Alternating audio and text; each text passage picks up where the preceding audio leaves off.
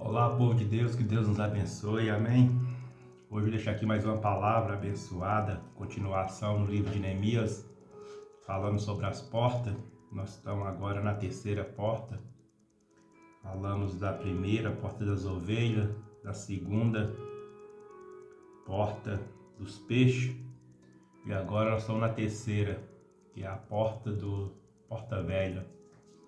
E vou deixar aqui alguns versículos que falam a respeito dessa porta no livro de Neemias 3, verso 4. A palavra fala assim: as três partes seguintes foram construídas por estes homens. A primeira por Meremote, filho de Urias e neto de Acós, e a segunda por Mesulã, filho de Berequias e neto de Mesezabel, e a terceira por Sadoc, filho de Baná. Os homens da cidade de Tecoa construíram o trecho seguinte, mas os homens importantes da cidade não quiseram fazer o trabalho braçal que os mestres de obra mandaram. Joiada, filho de Passeia, e Mesulã, filho de Bezodias, reconstruíram o portão velho. Eles puseram as vigas e os portões nos seus lugares e colocaram os trincos e as trancas. Amém? Até aqui. Essa palavra é que fala de uns homens com uns nomes meio complicados, mas quando eu lia essa palavra, muitas vezes eu não entendia muito bem a respeito dessas portas. Eu lia e não passava nada na minha cabeça no início de minha caminhada, mas eu tive um pastor que deu para nós um estudo a respeito dessas portas na igreja que eu congreguei dele, e deu a clareza sobre essas portas. E daí para cá, eu tive interesse de estudar a respeito delas, entender o que significava cada porta. E é muito tremendo o que significa essas portas. Jerusalém, ela é fechada de muro, e nesses muros de Jerusalém há 12 portas.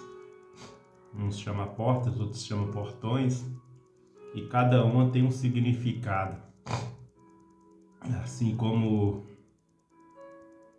eu já falei da porta das ovelhas, da porta do peixe, agora a portão velho. Esse portão velho tem um significado no mundo espiritual, nos dias de hoje e naquela época. Jerusalém, naquela época, fazia o povo ali de Jerusalém saiu ali da presença de Deus e desobedecendo, a Deus, e Deus sempre trazia os avisos para o povo de Jerusalém que ele ia castigar, mas o povo não dava atenção, até que chegou o tempo que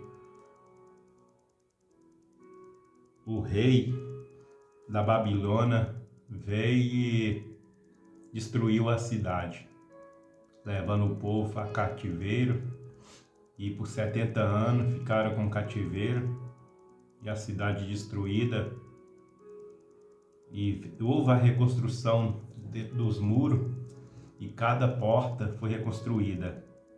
Mas antes disso de acontecer, Jerusalém já tinha um outro nome, muito antes, que nem era Jerusalém, e já havia essa porta velha, que é chamada porta velha. É por isso que essa porta chama porta velha, porque ela foi a primeira a ser colocada em Jerusalém. Mesmo antes de Jerusalém chamar Jerusalém, houve no início da cidade a construção da cidade e foi colocada essa porta. Por isso que ela chama nas 12 portas, porta velha, porque ela foi a primeira. E traduzindo para os dias atual, no mundo espiritual, ela representa as práticas espirituais que nós praticamos no início de nossa caminhada para nós chegar até onde nós chegamos. Houve uma grande caminhada. De onde que nós viemos? Como foi lá atrás no início? Quanto período passou para nós chegar até aqui, para você chegar até aí em sua caminhada? E muitas vezes você parar com as dificuldades, com as lutas e querer desistir de tudo. E essa porta velha, ela representa exatamente isso. É o tempo que passou para você chegar até onde chegou. Quantas lutas, quantas batalhas, quantas vitórias que Deus deu, quantos livramentos que Deus deu. E quantas vezes você chorou no início da tua caminhada. Quantas lágrimas nos pés do Senhor você derramou. Quanto de tão longe que você veio para chegar agora tão perto da bênção e querer desistir de tudo. É isso que essa porta representa, é algo que veio lá de trás. O tempo que você percorreu para chegar até onde você chegou é mais longe, talvez, do que o tempo que você vai ainda caminhar para alcançar a sua vitória que Deus tem para você nos dias de hoje.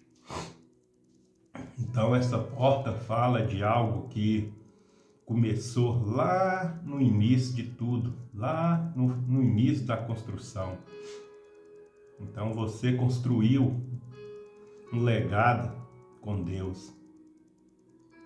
Foi muitas batalhas, muitas guerras que você enfrentou no mundo espiritual. Foi muitas dificuldades para você adquirir os dons de Deus, adquirir essas experiências com Deus.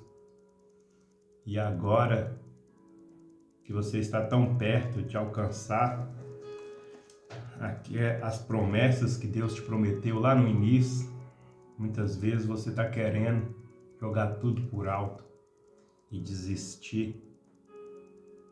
E Deus está falando, lembra de como era os tempos de oração, onde só você e Ele, ali no secreto, e quando você saía dali, experiências você tinha com Ele. E com o passar do tempo, as dificuldades, as lutas, os prazeres da terra, da carne, veio roubando esse tempo especial que você tinha. Você dedicava a Deus em tudo, ia fazer, apresentava a Ele, mas os tempos modernos chegou, a tecnologia, e foi roubando um tiquinho dali, um tiquinho daqui, e está vivendo hoje o tempo moderno. Ora, quando as coisas apertam, não tira um tempo mais para dedicar em oração, não ora mais à madrugada, não faz mais o devocional. E Deus está falando, volta ao início. Lá em Apocalipse fala das 7 igrejas e Deus fala com aquele povo: vocês não me amam mais como no início. Será que nós estamos amando Deus como no início nós amava? Que nós dedicava em oração, buscava? Será que nós estamos ainda com esse mesmo amor? Ou será que o conforto que chegou junto com a tecnologia roubou nós desse tempo que nós tinha com Deus, tirou ele de nós? Ou será que nós estamos perdendo guerra? Não estamos recebendo aquilo que nós pede exatamente por isso, porque nós não estamos mais como antigamente. Será que o passar do tempo, será que essa porta velha que nós tinha de acesso com Deus, que nós dedicava, que nós tirava para ir para o monte, para jejuar, para orar, para fazer propósito, será que ainda está intacta? Ou será que o tempo nos roubou? E essa porta representa tempo, representa que nós devemos voltar a buscar o Pai como antigamente os cristãos buscavam, como antigamente os profetas, os apóstolos davam a sua vida, mas não desistia, como Estevão, como Pedro, como João Batista, que deu a sua vida pelo Evangelho, por Deus, como Daniel, que foi jogado na cova dos leões, Deus deu o livramento, como Tiago, que foi morto, Sadraque, Mesaque e Abednego, que foi jogado na fornalha. Quando o rei foi olhar, tinha 4 lá dentro da fornalha. Essa porta velha representa a prática do primeiro amor. E eu acredito que essa prática do primeiro amor é que está faltando dos cristãos de hoje em dia. Está precisando buscar mais, está precisando se arrepender mais, confiar mais, acreditar mais nas promessas que Deus tem para cada um de nós. E em vez de pensar em desistir, olhar para a porta velha, para o tempo, para a sua caminhada de tão longe que você veio, para chegar até aqui, e olhar apenas o tempo que ainda falta para receber as bênçãos, as promessas, que é bem mais perto. Às vezes está tão perto e a gente está olhando para o tempo da caminhada que ficou para trás e está pensando em desistir, porque não chegou ainda. E às vezes está igual o povo de Israel, na porta para entrar na terra prometida, mas está dando volta em círculo e não consegue entrar. Às vezes está faltando nós acordar e voltar ao tempo do primeiro amor e dedicar mais a nossa vida espiritual a Deus e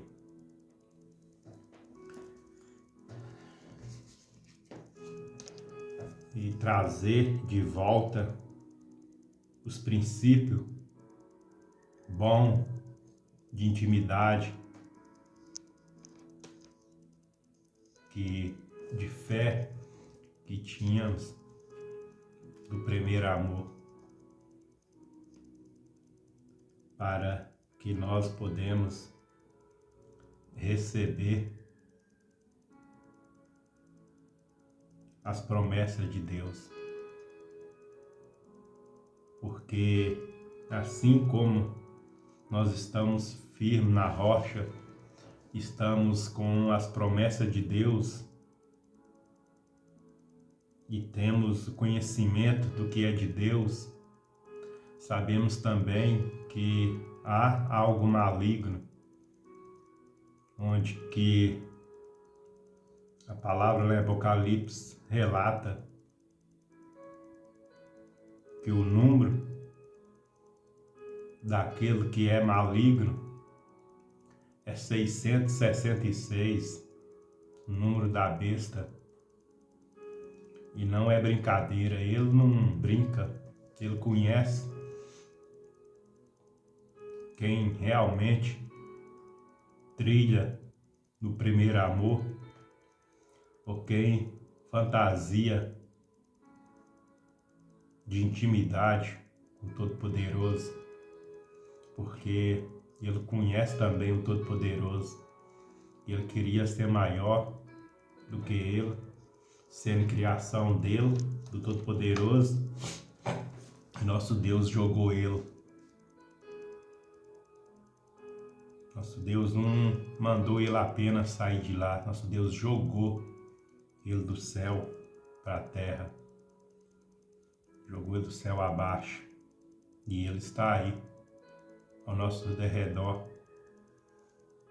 Não pensa nós que ele não sabe quem está firme na rocha. Não pensa nós que ele não sabe quem vive as práticas do primeiro amor, que ele sabe. Ele conhece de Bíblia mais do que qualquer um. Ele tem poder, só não maior do que o poder do que criou ele, mas ele tem poder para destruir, para matar, para roubar. Mas o poder dele só é válido, ele só consegue entrar, destruir e matar aquele que brinca, aquele que descuida, que vive as práticas da fantasia de ser cristão. Tem muitos que vivem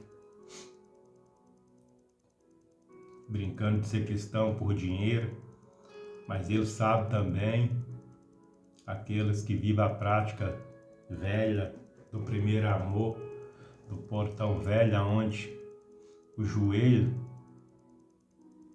era todo dia colocado no chão para adorar o Todo-Poderoso. Ele sabe quem adora, quem busca. Ele sabe quem peca e se arrepende e volta e pede perdão e põe em posição novamente. E é desses que ele tem medo. É aqueles que não desistem que ele tem medo. Então nós não podemos desistir. Estou bastante gripado, mas Deus está no controle. E fica aqui essa palavra abençoada. O que significa a porta velha? Que Deus nos abençoe, nos dá graça e nos dá força para cada dia nós entender o que está escrito na palavra de Deus. Amém? Que Deus nos abençoe.